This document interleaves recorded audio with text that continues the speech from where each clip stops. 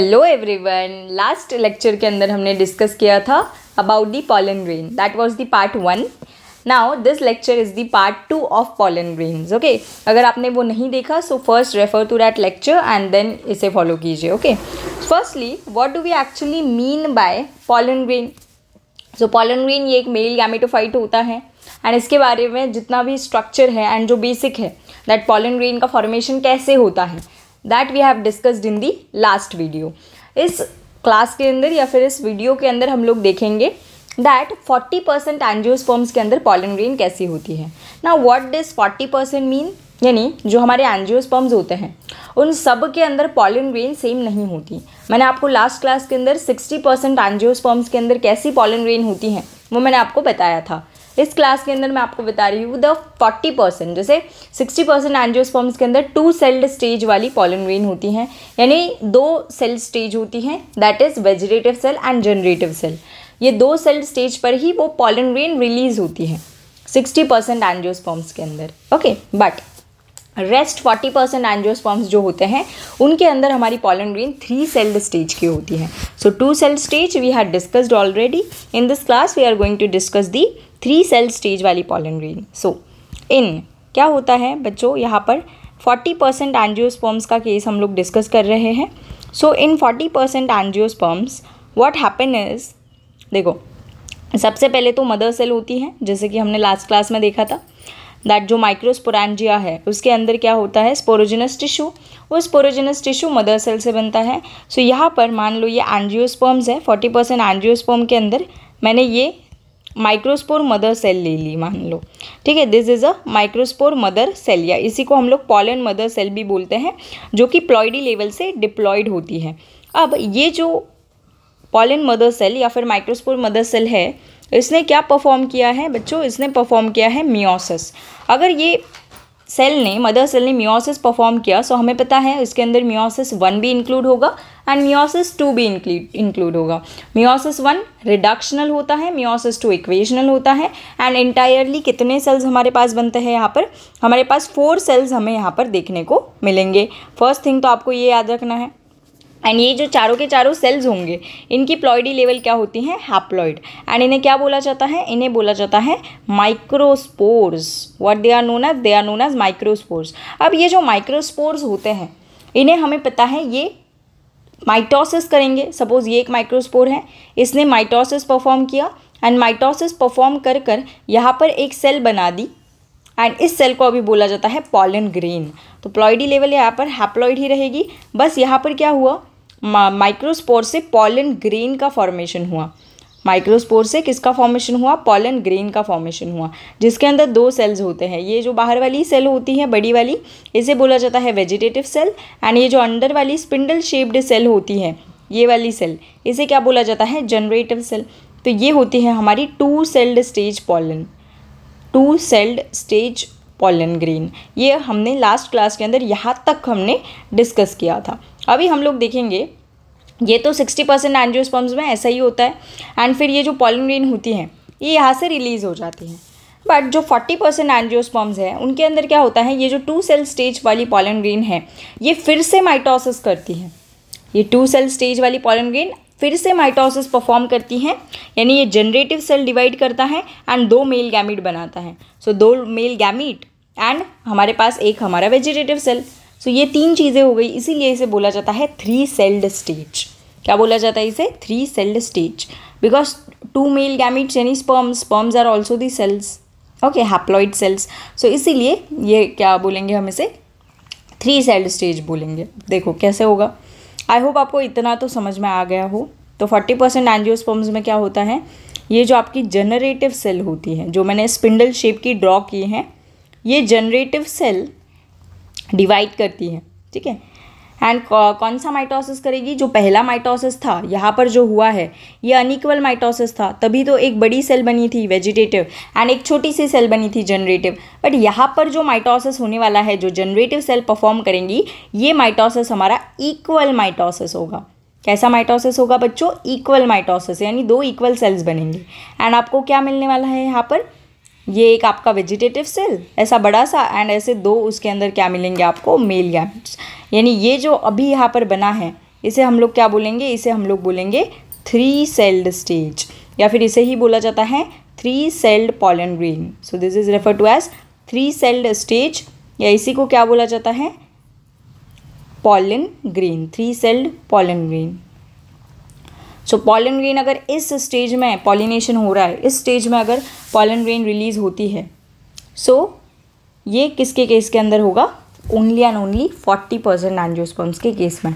यानी majority of angiosperms जो होते हैं वो पॉलन ग्रेन को कब रिलीज करते हैं, 60% जो है वो कब रिलीज करेंगे, 2 सेल्ड स्टेज के ऊपर।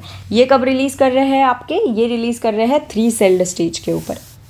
अगर मैं इसको रिवाइज करवाऊँ तो मैंने आपको क्या बताया, दैट 60% एंजियोस्पर्म्स, लास्ट क्लास के अंदर हमने डिस्कस किया था दैट 60% एंजियोस्पर्म्स के अंदर पॉलन ग्रेन 2 सेल्ड स्टेज के ऊपर रिलीज होती हैं, that is vegetative cell and generative cell. But जो रेस्ट 40% एंजियोस्पर्म्स होते हैं, इनको अगर पॉलन ग्रेन को रिलीज करवाना है तो ये पॉलन ग्रेन को रिलीज करवाता है 3 सेल्ड स्टेज के अंदर।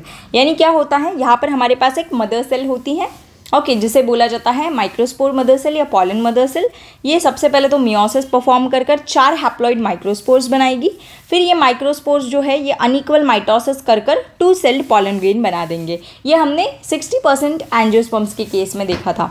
बट जो बचे हुए 40% है, उनके अंदर क्या होता है, ये 2 सेल्ड स्टेज जो है, इसमें जो जनरेटिव सेल है ये क्या करती हैं, ये इक्वल माइटोसिस परफॉर्म करती हैं, एंड ये जनरेटिव सेल क्या फॉर्म करती है, 2 मेल गैमीट्स फॉर्म करती हैं। सो ये 2 मेल गैमीट्स एंड ये जो पहले वेजिटेटिव सेल था, ये तीनों को मिलाकर हम लोग क्या बोलते हैं, 3 सेल्ड स्टेज बोलते हैं, ठीक है, या फिर 3 सेल्ड पॉलन ग्रेन बोलते हैं। एंड ये कब रिलीज होती है, यानी कितने % एंजियोस्पर्म्स के अंदर रिलीज होती हैं, 40% एंजियोस्पर्म्स के अंदर ऐसी वाली पॉलन ग्रेन रिलीज होती है। सो ये आपका क्या हो गया, इन दिस 40% एंजियोस्पर्म्स, ये आपका हो गया वेजिटेटिव सेल बड़ा वाला, जो कि पहले भी था। बट जनरेटिव सेल ने डिवाइड कर यहाँ पर क्या बनाए, मेल गैमीट्स बनाए। एंड मेल गैमीट्स भी यहाँ पर बच्चों स्पर्म्स ही होंगे, जैसे ह्यूमंस की केस में होते हैं वैसे ही यहाँ पर भी स्पर्म्स होंगे। बट मेल गैमीट कितने होंगे, यहाँ पर 2 मेल गैमीट होंगे। एंड कैसे होंगे, ये दोनों के दोनों हैप्लॉइड होंगे, ठीक है। आई होप ये चीज़ आपको क्लियर है। इसका कंक्लूजन निकालूँ यहाँ से। सो कंक्लूजन टेबल भी हम लोग बना लेते हैं, दैट क्या कंक्लूड किया हमने यहाँ से।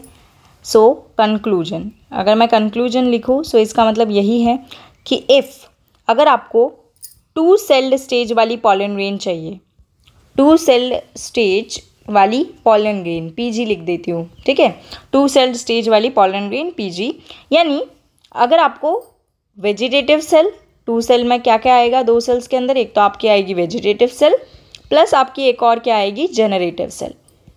सो 2 सेल स्टेज वाली जो पॉलन है, इसे बनाने के लिए आपको कितने माइटोसिस एंड कितने मियोसिस लगेंगे बच्चों।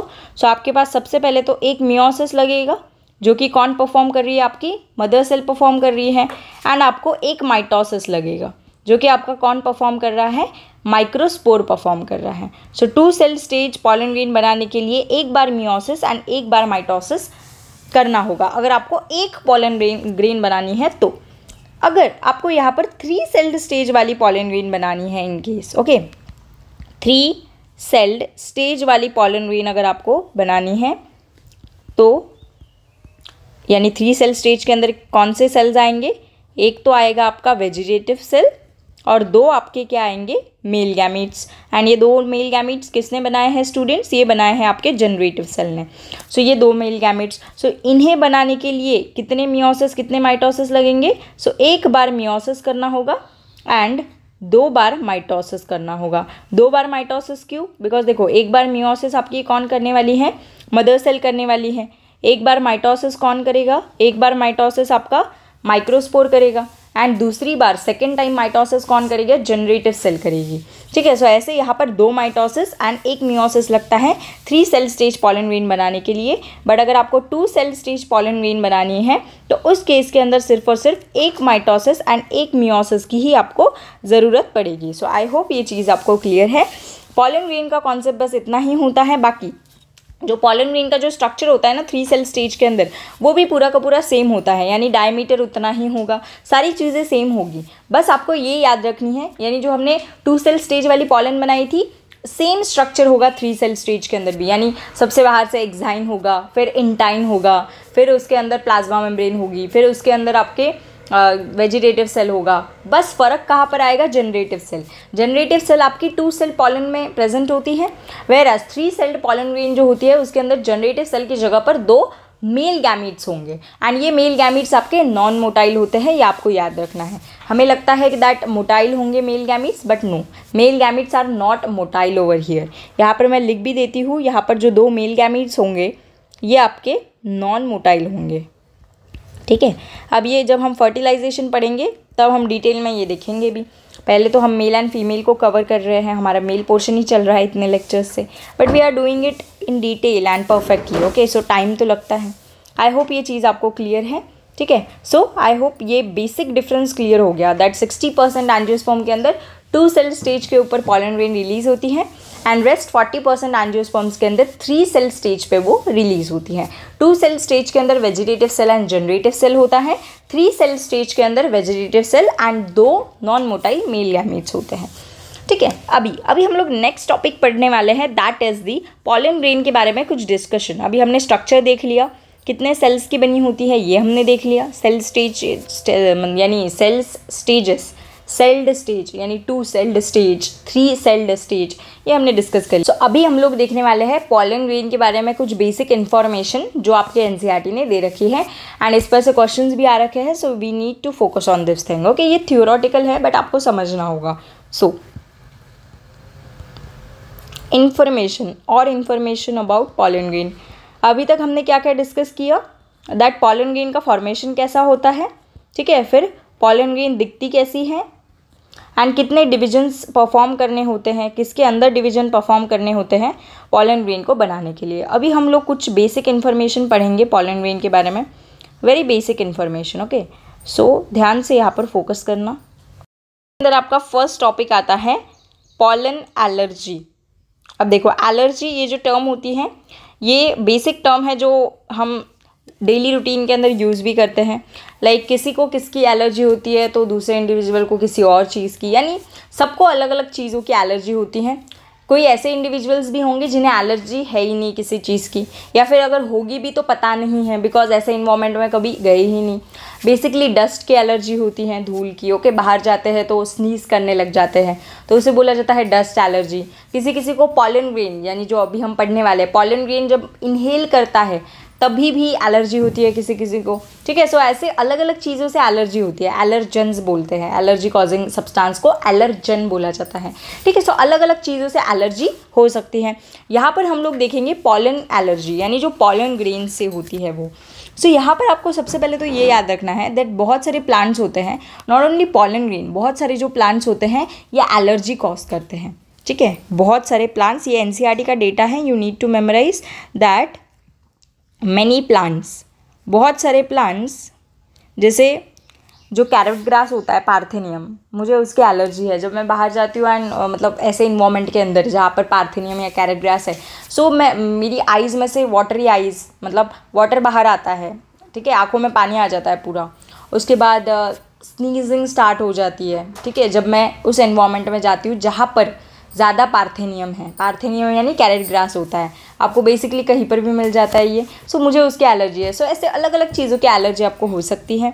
सो यहाँ पर हम लोग प्लांट्स एंड पॉलन ग्रेन्स वाली एलर्जी डिस्कस करेंगे। सो मेनी प्लांट्स, बहुत सारे प्लांट्स ये क्या कॉज करते हैं, एलर्जी कॉज करते हैं एंड ब्रोंकियल एफ्लिक्शंस कॉज करते हैं। Allergy and bronchial afflictions. अब ब्रोंकस आपको पता होना चाहिए, तब जाकर आप ब्रोंकियल एफ्लिक्शंस को समझ पाओगे, ठीक है। ब्रोंकियल एफ्लिक्शंस, इन्फ्लामेशन होता है आपके अपर रेस्पिरेटरी ट्रैक के अंदर, ठीक है, लोअर भी एंड अपर भी, इसे बोला जाता है ब्रोंकियल एफ्लिक्शन। एक रीजन होता है जिसको आप बोलते हो ब्रोंकस, उसका प्लूरल फॉर्म होता है ब्रोंकाई। अगर उसके अंदर अगर एलर्जी हो रही है या फिर उसके अंदर एफ्लिक्शंस कॉज हो रहे हैं, so that are known as bronchial afflictions, ठीक है। उसके बाद ये प्लांट्स जो है कुछ ये अस्थमा भी कॉज करते हैं, ठीक है, अस्थमा कॉज करते हैं। अस्थमा यानी डिफ़िकल्टी इन ब्रीदिंग, ये आपको पता होना चाहिए। सो अस्थमा भी होता है किसी प्लांट से। उसके बाद ये प्लांट जो होते हैं ये ब्रोंकाइटिस भी कॉज करते हैं, ब्रोंकाइटिस। अब ब्रोंकाइटिस यानी आपको पता होना चाहिए ये क्रॉनिक रेस्पिरेटरी डिसऑर्डर है। कैसा डिसऑर्डर है ये, क्रॉनिक रेस्पिरेटरी डिसऑर्डर। सो ये भी आपके प्लांट्स कॉज करते हैं। So this things you need to memorise that बहुत सारे प्लांट जो होते हैं वो एलर्जी एंड ब्रोंकियल एफ्लिक्शंस को कॉज करते हैं, अस्थमा कॉज करते हैं, ब्रोंकाइटिस कॉज करते हैं। आइटिस वर्ड जो है, आइटिस यानी इन्फ्लामेशन होता है। आइटिस वर्ड किसी के भी सामने आए यानी इन्फेक्शन, ऐसे समझ जाना है, ठीक है। जैसे टॉन्सिलाइटिस यानी टॉन्सिल्स जो होते हैं उसका इन्फेक्शन, हम रोज़ बोलते हैं लाइक मतलब रेगुलरली ऐसा सुनने में मिलता है दैट मुझे टॉन्सिल्स हो गए हैं, बट टॉन्सिल्स सबको ही होते हैं। जस्ट जिसको टॉन्सिल का इन्फेक्शन होता है that is refer to as tonsillitis. Similarly ये भी बोलते हैं दैट मुझे अपेंडिक्स है। अभी अपेंडिक्स सबके बॉडी के अंदर है, जिसको पेन होता है उसे अपेंडिसाइटिस बोला जाता है, ठीक है। सो आपको ये आइटिस वर्ड याद रखना है। आइटिस यानी जैसे हेपाटाइटिस, लिवर को कुछ हो गया तो उसे लिवर का इन्फेक्शन हेपाटाइटिस बोला जाता है। यानी ये जो आइटिस वर्ड है ये बहुत ज़्यादा इंपॉर्टेंट होता है, जो इन्फ्लामेशन इन्फेक्शन को शो करता है। टॉन्सिलाइटिस, अपेंडिसाइटिस, हेपेटाइटिस, ऐसे बहुत सारे वर्ड्स होते हैं, ठीक है। सो आज से ऐसा नहीं बोलना है दैट हाँ मुझे टॉन्सिल्स है, टॉन्सिल्स सबको ही है। आपको बोलना है दैट टॉन्सिल्स के ऊपर इन्फेक्शन या इन्फ्लामेशन हुआ है, यानी मुझे टॉन्सिलाइटिस हुआ है। आप कभी भी ये नहीं बोलोगे कि दैट मुझे अपेंडिक्स है, अपेंडिक्स सबको ही है, ठीक है। बस जिसके बॉडी के अंदर पेन होता है यानी थोड़ा इन्फेक्शन हो चुका है उसे होता है अपेंडिसाइटिस। तो ऐसा बोलना है, मतलब आइटिस वर्ड लगाना है सिंपली, ठीक है। ऑर्गन्स के नाम लेके नहीं बोलना है दैट मुझे ये है, वो सबके बॉडी में है, ओके। सो यस, उसके बाद यहाँ पर देखो पार्थेनियम जो है ये भी आपका एक बहुत ऐसा प्लांट होता है जो एलर्जी कॉज करता है।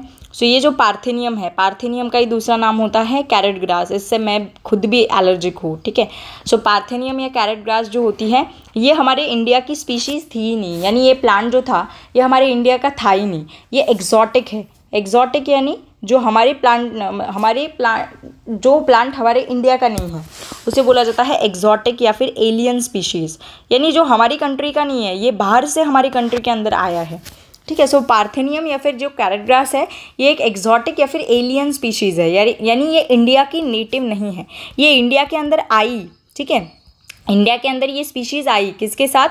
इंडिया के अंदर ये व्हीट के साथ आई।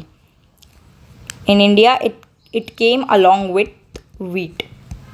In India it came along with wheat, मतलब जो व्हीट की स्पीशीज़ थी उसके साथ ये आई, ओके। यानी पहले हमारी कंट्री में ये नहीं थी, यानी ये हमारी स्पीशीज़ नहीं है, ये फॉरेन स्पीशीज़ है, यानी this is not native to India, it is a foreign species, यानी ये एग्जॉटिक या फिर एलियन स्पीशीज़ होती है, ठीक है। एंड फिर इंडिया के अंदर आई एंड ये हर जगह स्प्रेड हो गई, हमारे भी घर के बाहर दिखती हैं, ठीक है। इंडिया के अंदर आई एंड स्प्रेड एवरीवेयर। जो चीज़ हर जगह स्प्रेड होती है उसे एक वर्ड दिया जाता है which is refer to as ubiquitous. इसीलिए हम लोग बैक्टीरिया एंड फंगाई को भी यूबिक्विटस बोलते हैं। Ubiquitous why? बिकॉज वो स्प्रेड है, यानी जो चीज़ हर जगह पर मिलती है, हर जगह पर स्प्रेड होती है, उस चीज़ को बोला जाता है यूबिक्विटस, यानी the thing which is found everywhere around you, उसे यूबिक्विटस बोला जाता है। सो बैक्टीरिया, फंगस ये भी कुछ ऐसे माइक्रोब्स होते हैं जो हर जगह आपको मिलते हैं, यानी इनका नेचर यूबिक्विटस होता है। सो बस पॉलन एलर्जी के अंदर आपको इतना ही याद रखना है दैट ये जो पॉलन एलर्जी होती है इसके अंदर बहुत सारे प्लांट्स होते हैं जिनके पॉलन ग्रेन्स जो है ये allergy and bronchial afflictions cause करते हैं। अस्थमा एंड ब्रोंकाइटिस जैसी क्रॉनिक रेस्पिरेटरी डिसऑर्डर्स भी होती है पॉलन की वजह से। उसके बाद जो पार्थेनियम है, कैरेट ग्रास है, जो कि एलर्जिक प्लांट है, ये एक एक्जॉटिक या फिर एलियन स्पीशीज़ है, यानी ये हमारी इंडिया की स्पीशीज़ नहीं है, ये हमारे इंडिया के अंदर आई व्हीट के साथ। यस, ये पार्थेनियम या फिर कैरेट ग्रास ये एक एक्जॉटिक या फिर एलियन स्पीशीज़ है, यानी ये हमारे इंडिया की नेटिव स्पीशी नहीं है, ये इंडिया के अंदर आई, किसके साथ आई है ये? It came along with wheat, and wheat के साथ आई एंड हर जगह पर ये स्प्रेड हो गई, यानी इसका नेचर कैसा होता है? यूबिक्विटस होता है। आई होप अगर इतनी भी चीज़ें आप लोग याद रख लो so it is more than enough. ये तो एनसीईआरटी का डेटा है। अगर आपको इसके डिटेल में और एक चीज़ समझनी है तो आपको ये समझना होगा बच्चों दैट यहाँ पर एरो एलर्जेंस करके एक पार्टिकल्स होते हैं। एरो एलर्जेंस, एरो यानी एयर होता है, ये चीज़ आपको पता है। सो एयर के अंदर कुछ एलर्जेंस होते हैं, उसे बोला जाता है पॉलन, यानी पॉलन जो है ये एरो एलर्जेंस होते हैं। अब देखो पॉलन ग्रेन्स जो होते हैं ये हम देखेंगे पॉलिनेशन के अंदर जो पॉलन ग्रेन्स होते हैं, अगर पॉलिनेशन को अचीव करना है तो कुछ एजेंट्स होते हैं, उन एजेंट्स को बोला जाता है पॉलिनेटर्स। ठीक है, अब ये पॉलिनेटर्स के अंदर बायोटिक चीज़ें भी हो सकती है, एबायोटिक चीज़ें भी हो सकती है। बायोटिक के अंदर तो इंसेक्ट्स एंड एनिमल्स आते हैं, एंड जो एबायोटिक आता है उसके अंदर विंड एंड वाटर आता है, यानी आपके विंड एंड वाटर के थ्रू आपके पॉलन ग्रेन्स ट्रैवल करते हैं पॉलिनेशन को अचीव करने के लिए। ठीक है, सो ये जो पॉलन ग्रेन है ये आपके एयर में प्रेजेंट होती है, आपके विंड में प्रेजेंट होती है, इसीलिए इसे बोला जाता है aero allergen. Why aero allergen? क्योंकि ये एक ऐसा एलर्जन है जो एयर के अंदर प्रेजेंट है। ठीक है, एरो यानी एयर, सो इसीलिए इसे बोला जाता है aero allergen, because this is a type of allergen which is present in the air. कौन सा एलर्जन? Pollen grain. ठीक है, सो इसे एंड ये जनरली एरो एलर्जन्स किस पॉलन वाले प्लांट्स को बोलेंगे हम लोग बोलेंगे एनिमोफिलस प्लांट्स। जो एनिमोफिलस होते हैं, अब ये वर्ड्स आपको नए लगेंगे, एनिमोफिलस, इसलिए मैं बताने नहीं वाली थी बिकॉज हमारा पॉलिनेशन टॉपिक बचा है। बट देखो, पॉलिनेशन अलग अलग टाइप का होता है। हाइड्रोफिलस जो वाटर के थ्रू होता है, मतलब पॉलन ग्रेन वाटर के थ्रू ट्रैवल करती हैं। उसके बाद एक होता है एनिमोफिलस, यानी पॉलिनेशन थ्रू विंड, यानी पॉलन ग्रेन विंड के थ्रू ट्रैवल करती हैं। एंड एक होता है जूफिलस, यानी जो एनिमल्स जो होते हैं, इंसेक्ट्स, एनिमल्स, ये क्या करते हैं, ये पॉलन ग्रेन को ट्रैवल करते हैं from the male parent to the female parent. So ऐसे अलग अलग एजेंट्स होते हैं, तो उसके अंदर जो विंड होता है उसे बोला जाता है एनिमोफिलस। ठीक है, तो एनिमोफिलस प्लांट्स के अंदर ये पॉलन एलर्जी ज़्यादा देखने को मिलती है। इनकी वजह से ये पॉलन एलर्जी होने के चांसेस ज़्यादा हैं, बिकॉज एनिमोफिलस प्लांट्स क्या करते हैं, ये अपनी पॉलन ग्रेन को रिलीज़ करते हैं, यानी यहाँ पर इस प्लांट्स के अंदर जो पॉलिनेशन होता है वो विंड के थ्रू होता है। तो विंड के थ्रू होता है, इसका मतलब पॉलन ग्रेन अब हमारे एयर में, एटमॉस्फेयर में रिलीज़ की जाएगी, एंड देन एयर एटमॉस्फेयर में रिलीज़ की जाएगी, यानी हम उसे इनहेल कर पाएंगे, एंड अगर हमने उसे इनहेल कर लिया तो एलर्जी हो जाएगी। ठीक है, सो यहाँ पर ये जो पॉलन ग्रेन होता है इसी को एरो एलर्जन बोला जाता है, बिकॉज ये एक ऐसा एलर्जन है जो कि एयर के अंदर प्रेजेंट है। एंड ये जो होता है ये कॉमनली हमें किस प्लांट्स के अंदर देखने को मिलता है, एनिमोफिलस प्लांट्स, यानी ऐसे प्लांट्स जिनके अंदर पॉलिनेशन विंड के थ्रू हो रहा है। ठीक है, आई होप ये चीज़ क्लियर है। यस, अगर आपको ये एनसीईआरटी के बाहर है बट याद रखना है तो याद रख सकते हो, मॉड्यूल के अंदर दिया रहता है दैट एमेरंथस ये प्लांट होता है जो कि एलर्जिक होता है। उसके बाद एमेरंथस के बाद सॉर्गम, ये प्लांट भी कैसा होता है, ये भी एलर्जिक होता है। सो ऐसे अलग अलग प्लांट्स होते हैं जो कि कैसे होते हैं, एलर्जिक होते हैं। इनका नाम आप याद रख सकते हो या फिर स्किप भी कर सकते हो, because this is not given in the NCERT. I hope it is clear. अभी हम लोग देखेंगे पॉलन ग्रेन का नेक्स्ट डाटा, दैट देखो पॉलन ग्रेन एलर्जी तो कॉज करते ही है, एरो एलर्जन तो होते ही है, बट इसके साथ साथ ये यूज़फुल भी होता है। पहली चीज़ तो ये याद रखना है दैट सबके अंदर पॉलन ग्रेन एलर्जी नहीं कॉज करती। जिनके अंदर एलर्जी होती है, मतलब एलर्जी जो है ये टर्म अलग होती हैं सबके लिए। किसी को किसी चीज़ से एलर्जी है तो किसी को किसी और चीज़ से होगी, यानी सबके अंदर ये वैरी करता है कि किसके अंदर किस चीज़ की एलर्जी होगी। ठीक है, सो यहाँ पर आपको याद रखना है दैट पॉलन एलर्जी जो है ये हर ह्यूमन बीइंग के अंदर नहीं होती। जैसे अगर मैंने पॉलन ग्रेन इनहेल कर ली बाई चांस, तो मुझे एलर्जी नहीं है पॉलन ग्रेन से। ठीक है, so like that you need to memorise it. So pollen allergy हो गया है, ये याद रखना है दैट सबके अंदर नहीं होती, जो इस चीज़ से एलर्जिक है उनके अंदर ही ये होती है। नेक्स्ट हम लोग देखते हैं पॉलन ग्रेन की यूज़ क्या है। सो पॉलन ग्रेन जो है इसे कुछ लोग एज अ फूड सप्लीमेंट भी यूज़ करते हैं। वाई? बिकॉज पॉलन ग्रेन जो होती है, सुनकर आपको अजीब लगेगा but yes, pollen grain it is rich in nutrients. Pollen grain के अंदर बहुत ज़्यादा न्यूट्रिएंट्स होता है, सुनकर अजीब लगता है right, but no, pollen grain contains nutrients. हमने देखा था पॉलन ग्रेन के अंदर वेजिटेटिव सेल था, वेजिटेटिव सेल क्या कर रहा था, फूड को स्टोर कर रहा था, इसका मतलब वहाँ पर न्यूट्रिएंट्स है पॉलन ग्रेन के अंदर। ठीक है, सो इसीलिए वेस्टर्न कंट्रीज़ के अंदर इसे as a food supplement use किया जाता है। ठीक है, so pollen grain used as a food supplement. क्यों? बिकॉज ये रिच इन न्यूट्रिएंट्स होती है। ठीक है, एज अ फूड सप्लीमेंट हमारे यहाँ अवेलेबल है या नहीं, I don't have an idea about it, but जो वेस्टर्न कंट्रीज़ होते हैं, एनसीईआरटी ने ऐसा दिया है दैट जो वेस्टर्न कंट्रीज़ होते हैं वहाँ पर आपकी पॉलन ग्रेन अवेलेबल है। ठीक है, in the form of tablets and syrups. So western countries के अंदर available in the form of tablets and syrups, यानी लोग इसे टैबलेट्स एंड सिरप्स के फॉर्म में कंज्यूम करते हैं as a food supplement. So ये चीज़ भी आपको याद रखनी है। ठीक है, that pollen grain rich in nutrients होती है, इसीलिए ये as a food supplement use की जाती हैं। वेस्टर्न कंट्रीज़ के अंदर ये अवेलेबल भी है टैबलेट्स एंड सिरप्स के फॉर्म में। उसके बाद एक और इंटरेस्टिंग पॉइंट ये होता है पॉलन ग्रेन का, दैट पॉलन ग्रेन जो होता है ये परफॉर्मेंस इंक्रीज़ करता है एथलीट एंड रेस हॉर्सेस का, यानी जो एथलीट्स होते हैं, ठीक है, जो रेस करते हैं, सो ये एथलीट्स हमें पता है ये स्टेरॉइड्स लेते हैं एंड पकड़े जाते हैं, ठीक है, फॉर चीटिंग। सो वैसे ही ये जो पॉलन ग्रेन होती है ये भी लिया जाता है to increase the performance of athletes, यानी ये एक एनर्जी बूस्टर की तरह भी काम करता होगा ऑफ कोर्स। सो ये क्या करता है पॉलन ग्रेन, इट इंक्रीजेस, मतलब तुम देखो इतना छोटा पॉलन ग्रेन है, 25 से 50 माइक्रोमीटर का तो पॉलन ग्रेन है, माइक्रोमीटर यानी आंखों से दिखता भी नहीं है, बट इसके फ़ायदे देखो, एक तो न्यूट्रिएंट्स के अंदर रिच है, फूड सप्लीमेंट की तरह यूज़ होता है। उसके बाद ये इंक्रीज़ करता है, इंक्रीजेस परफॉर्मेंस, किसकी परफॉर्मेंस इंक्रीज़ करेगा ये, एथलीट्स की एंड रेस हॉर्सेस की, athletes and race horses. Okay, so I hope ये चीज़ आपको याद रखनी है पॉलन ग्रेन की। उसके बाद ये देखो पॉलन ग्रेन को ना स्टोर भी किया जाता है, थर्ड पॉइंट है पॉलन ग्रेन से रिलेटेड, पॉलन बैंक। अब हमारा जैसे बैंक होता है जहाँ पर हम लोग मनी स्टोर करते हैं हमारी, ठीक है, तो वैसे ही पॉलन ग्रेन का भी एक बैंक होता है जहाँ पर पॉलन ग्रेन को स्टोर करते हैं। अब पॉलन ग्रेन को क्यों स्टोर करना है, अभी जैसे मान लो एक प्लांट है, ये plant on the verge of extension है, एक्सटेंशन यानी ये प्लांट अभी पृथ्वी से, हमारी प्लैनेट से पूरी तरीके से गायब हो जाएंगे, यानी उसकी एक भी स्पीशीज़ नहीं बचेगी प्लैनेट के ऊपर, तब उसे बोला जाता है extension. For example, famous example is dinosaur. Dinosaur जो है आपके ये एक्सटिंक्ट हो चुके हैं, यानी एक्सटिंक्ट हो गए इसका मतलब हमारे प्लैनेट के ऊपर डायनासोर की एक भी स्पीशीज़ नहीं है। In the same way plants भी एक्सटिंक्ट हो सकते हैं, ज़रूरी थोड़ी है एनिमल्स ही होंगे, इनफैक्ट बहुत सारे प्लांट्स एक्सटिंक्ट हो भी चुके हैं। सो ये जो प्लांट एक्सटेंशन है, सपोज अभी मान लो ये मैंगो ट्री है, ठीक है, अभी मैंगो ट्री एक्सटिंक्ट होने वाला है, अभी मैंगो भी हमारा एंजियोस्पर्म ही है।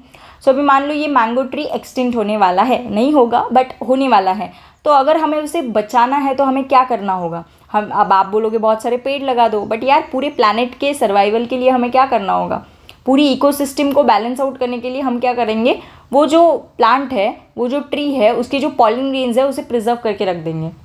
यानी हम अपने अकॉर्डिंग, अगर पॉलन ग्रेन प्रिजर्व है इसके मतलब हम अपने अकॉर्डिंग बाद में पॉलिनेशन करवाकर, फर्टिलाइजेशन करवाकर हम उस प्लांट को वापस ये on the verge of extension से बचा सकते हैं। सो ये एक पहला पॉइंट हो गया। दूसरी चीज़ ये हो गई दैट अगर हमें पुराने प्लांट्स को स्टडी करना है, ठीक है, अगर कोई प्लांट है जो एक्सटेंड होने वाला है एंड उसकी अगर हमें स्टडी करनी है तो पॉलन ग्रेन से हम उसके अंदाज़ा लगा सकते हैं दैट वो प्लांट कैसा है, ठीक है, उसके बाद मतलब रफ स्टडी कर सकते हैं दैट वो प्लांट एक्चुअल में कैसा था या कैसा है।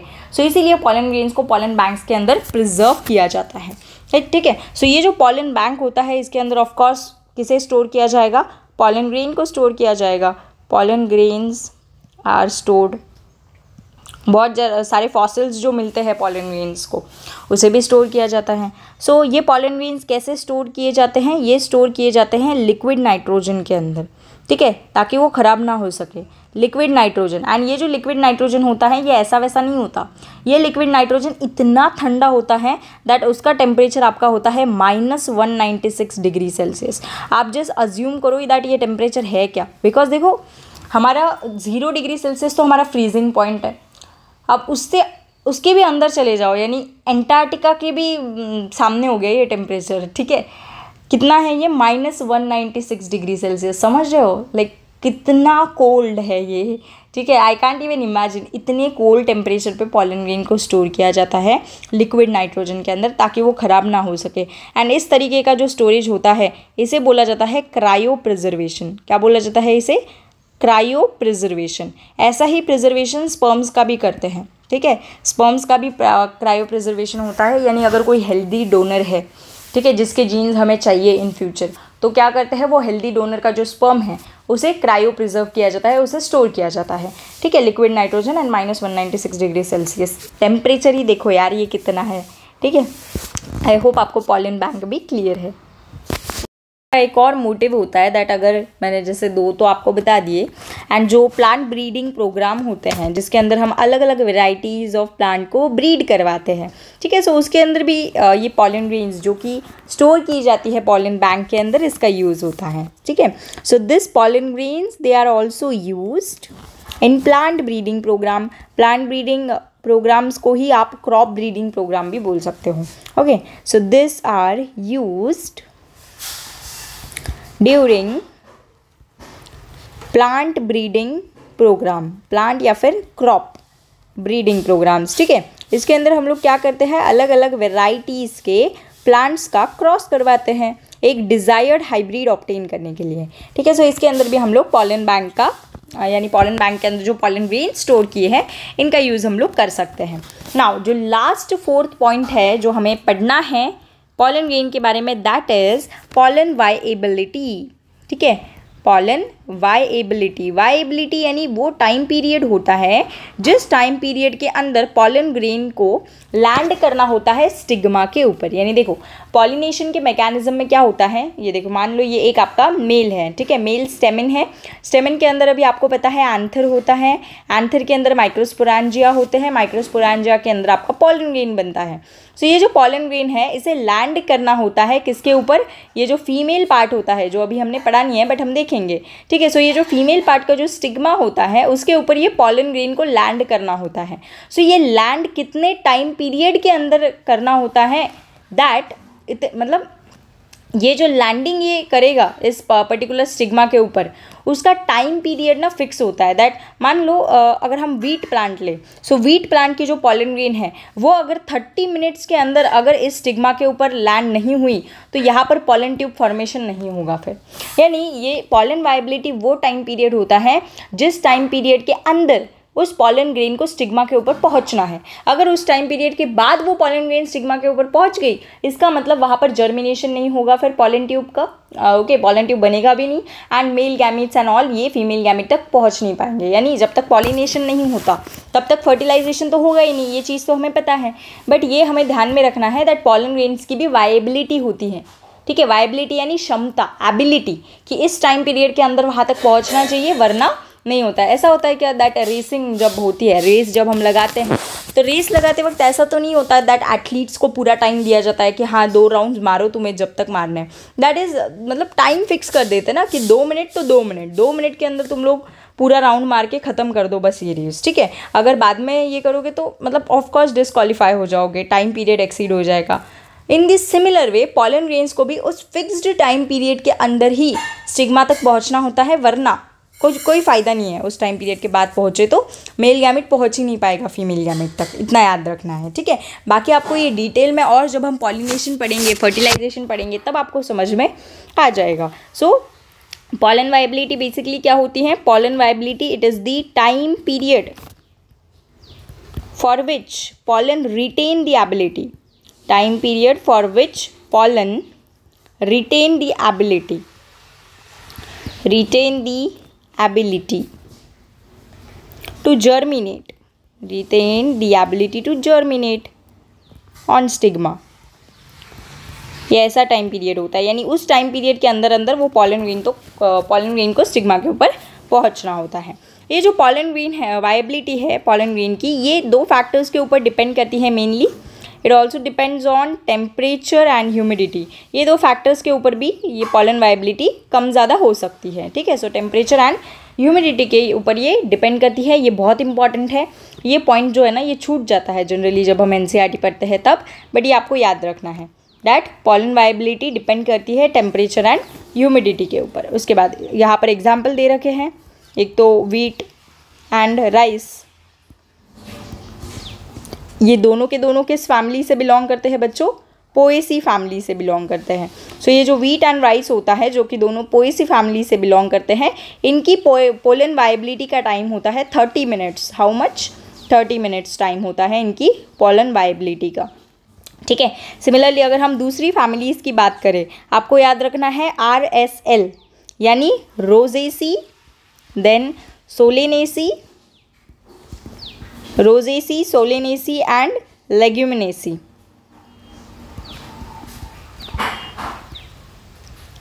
सो ये जो फैमिली होती हैं रोजेसी, सोलेनेसी, लेग्यूमिनेसी, इनके जो मेंबर्स होते हैं, इनके मेंबर्स के अंदर सेवरल मंथ्स तक पॉलन वाइबिलिटी रहती है। ठीक है, बहुत मंथ्स तक पॉलन वाइबिलिटी रहती है। अगर लेग्यूमिनेसी को अल्टरनेटिव फैबेसी बोल दिया तो डरना नहीं है, बिकॉज फैबेसी का ही दूसरा नाम यहाँ पर लेग्यूमिनेसी होता है, ये चीज़ आपको पता होनी चाहिए। सो यहाँ पर इन्होंने एग्जाम्पल दे रखे हैं पॉलन वायबिलिटी के, दैट वीट एंड राइस जो है, यानी जो पोएसी फैमिली के मेंबर्स हैं उनके अंदर 30 मिनट्स होता है, यानी 30 मिनट के अंदर वो पॉलन ग्रेन को स्टिग्मा पर रिलीज होना पड़ता है, यानी स्टिग्मा तक पहुंचना होता है। एंथर से रिलीज हो गई पॉलन ग्रेन, अब 30 मिनट्स के अंदर स्टिग्मा तक पहुंचना है, वरना कोई फ़ायदा नहीं है, वरना फिर फर्टिलाइजेशन नहीं होगा, बिकॉज वो मेल गैमेट पहुंच ही नहीं पाएगा। ठीक है, और रोजेसी, सोलेनेसी, लेग्यूमिनेसी इनके सेवरल मंथ्स तक होती है। ठीक है, लेग्यूमिनेसी का ही दूसरा नाम होता है फैबेसी। तो ये आपको याद रखना है। तो हमने आज क्या क्या डिस्कस किया, एक बार मैं आपको रिवाइज करवाती हूँ। सबसे पहले मैंने आपको बताया था 40% एंजियोस्पर्म्स के अंदर पॉलन ग्रेन 3 सेल्ड स्टेज के ऊपर रिलीज होती हैं। ये 3 सेल्ड स्टेज के अंदर दो आपकी मेल गैमेट्स होती हैं एंड एक आपका वेजिटेटिव सेल होता है। मेल गैमेट्स आपके नॉन मोटाइल होते हैं।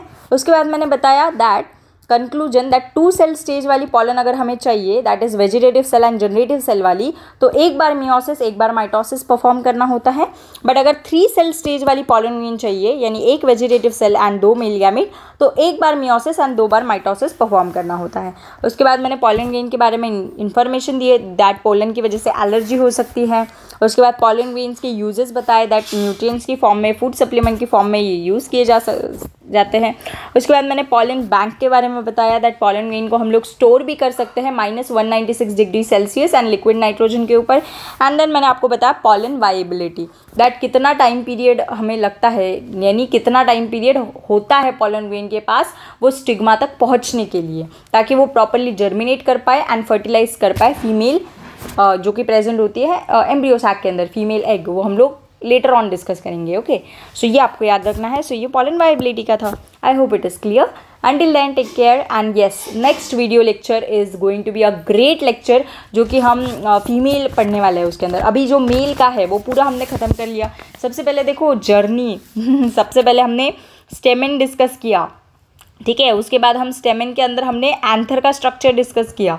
उसके बाद एंथर के अंदर पॉलन ग्रेन कैसे बनती है, पॉलन ग्रेन नहीं, पहले तो माइक्रोस्पोर कैसे बनते हैं, दैट इज़ माइक्रोस्पोरोजेनेसिस हमने स्टडी किया।